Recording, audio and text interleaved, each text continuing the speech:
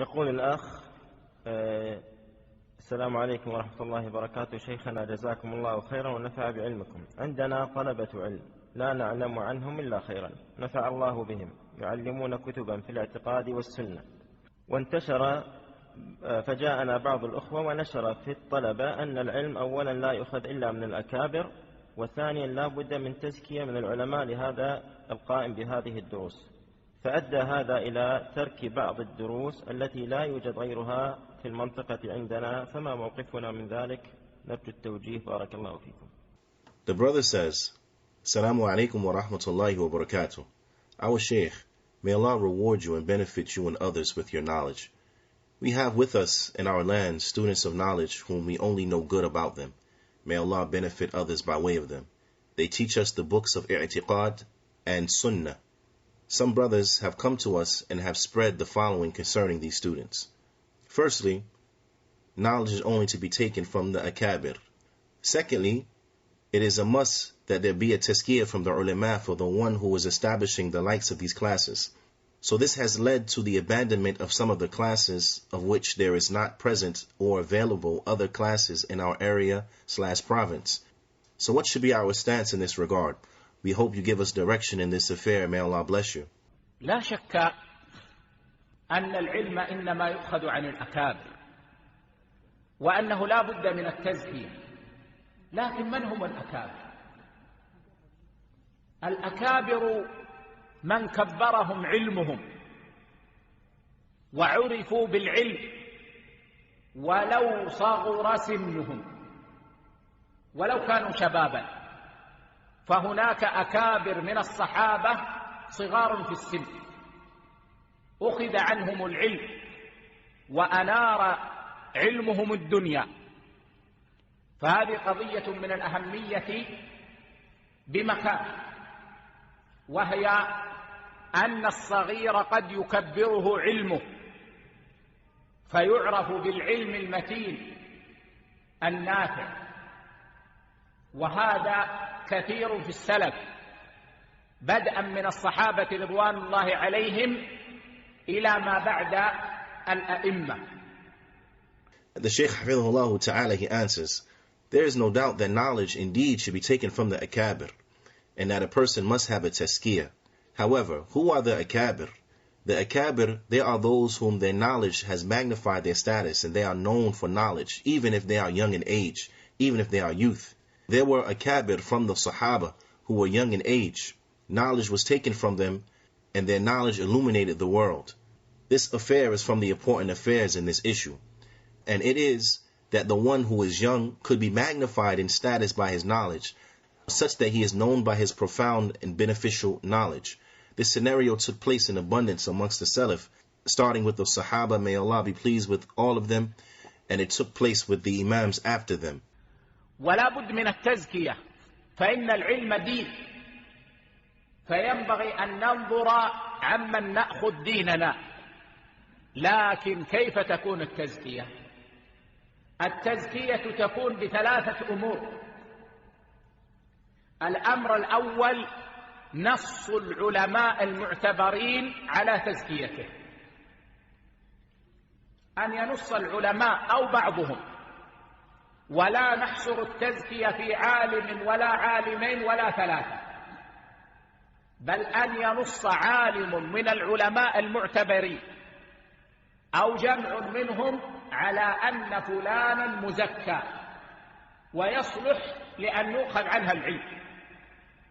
A tazkiyyah is also a must, for verily this knowledge is deen.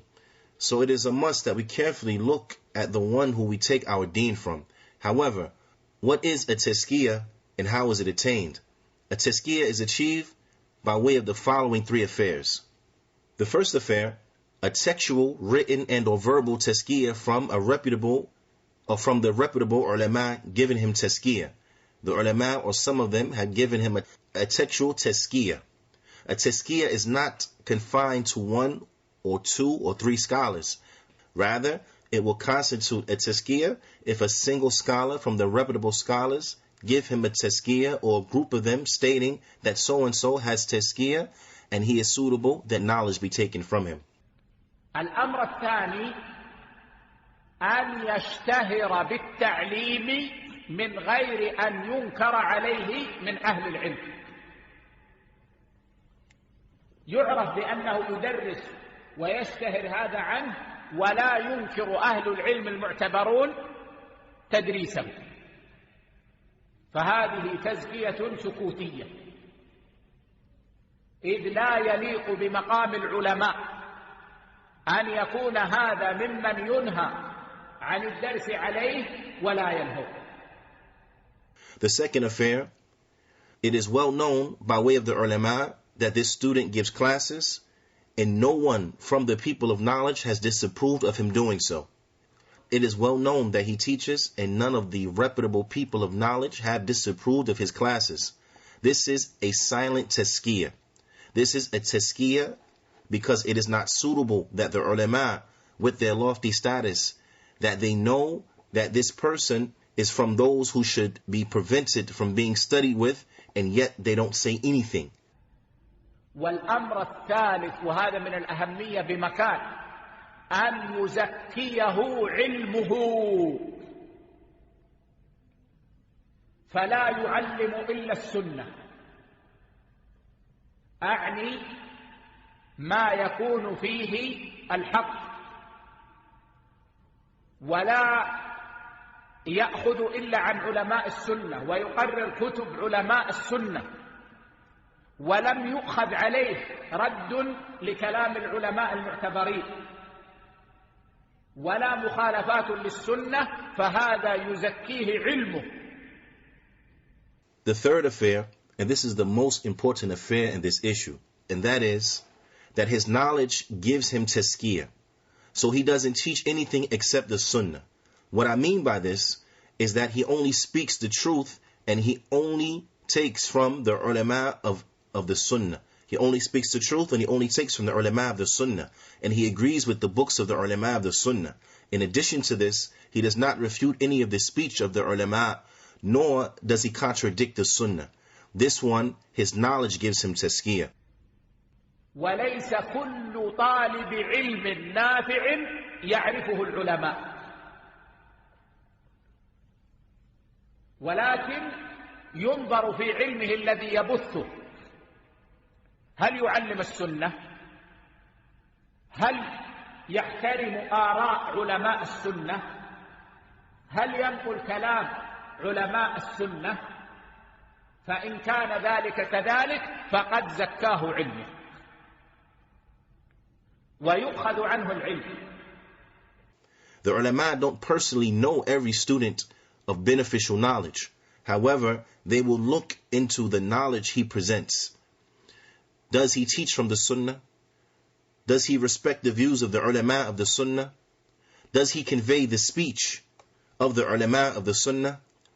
If this is the case, his knowledge gives him tazkiyyah, and knowledge is to be taken from him. والقول بأنه لا يؤخذ العلم إلا عن من زكاه العلماء نصا يسد باب الخير. كثير من البلدان فيها طلاب علم يعلمون السنة وشروح أهل السنة ويعلمون بحسب ما تعلموا، ولكنهم لا يحملون تزكية من عالم معين، لكن لم يعرف عليهم ما يجرحهم في علمهم. فإذا قلنا إنه لا يؤخذ العلم عنهم لن يبقى علم في كثير من البلدان، وسيسد باب الخير، ويقوم أهل البدع ويدرسون، وأهل السنة يكفون، ويصبح أهل السنة يتعلمون من أهل البدع أو يتعلمون من الإنترنت أو غيره، وهذا لا يصح ولا يستقيم. The statement that verily knowledge is not taken except from those who the ulama have given a written/verbal tazkiyyah to, verily this statement closes the door on much good. Many of the places have students of knowledge therein who teach the sunnah and the explanations of the people of the sunnah, and they teach in accordance to that which they have learned. However, they do not hold a textual tazkiyyah from a specific scholar. However, it is not known at the same time about him that which disparages him as relates to his knowledge. So if we say, don't take knowledge from him, knowledge would not remain in many places and the door of good will be closed. The people of innovation would take his place in teaching and the people of the sunnah will be stopped and halted. The people of the sunnah will then have no alternative except to take knowledge from this person of innovation or to take knowledge from the internet or other than it. And this is not correct and this does not benefit. إذا نحن نقول لا بد من التزكية ولا يصح أن نتساهل فنأخذ العلم عن كل أحد.